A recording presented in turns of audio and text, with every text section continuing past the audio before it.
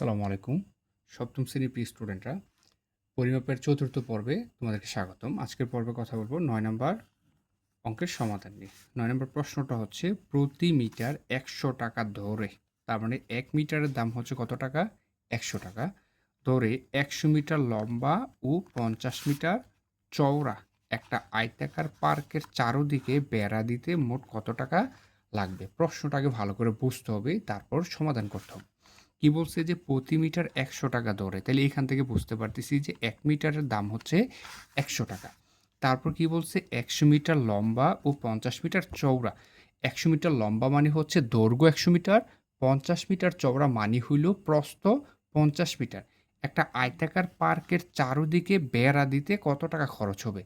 তাইলে বেড়া দিতে কত টাকা খরচ হবে তার জন্য আমি কি বের করব? এখান থেকে কি ক্ষেত্রফল বের করব, নাকি পরিসীমা বের করব, নাকি কর্ণের দৈর্ঘ্য বের করব? চলো আমি একটা চিত্রের মাধ্যমে দেখাই। আমি ধরলাম এইটাই হচ্ছে কি প্রশ্নের আয়তক্ষেত্রটা, কেমন? যেখানে তার লম্বা হচ্ছে কত মিটার? ১০০ মিটার। তাহলে এইখান থেকে এখানে ১০০ মানে কি এটাও ১০০। আর চওড়া হচ্ছে ৫০ মিটার মানে এইখান থেকে এখানে হচ্ছে ৫০, তাহলে এটাও কি ৫০।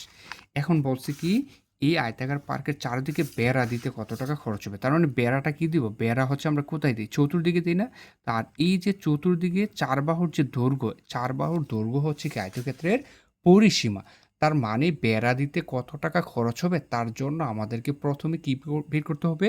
আয়তক্ষেত্রটির পরিসীমা বের করতে হবে, কেমন?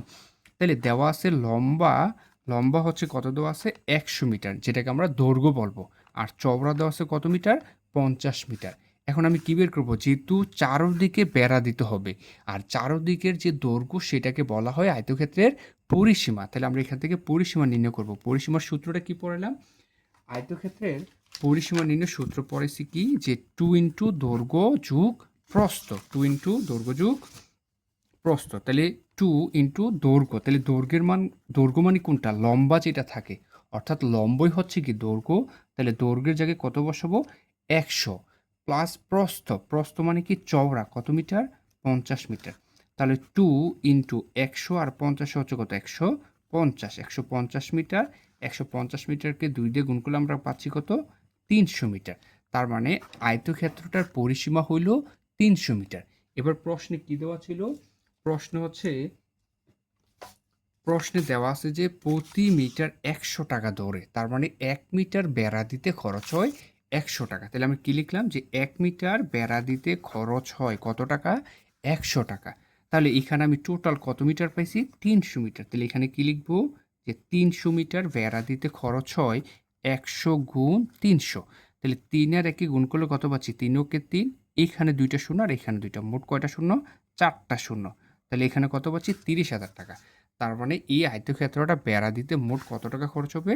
৩০,০০০ টাকা খরচ হবে।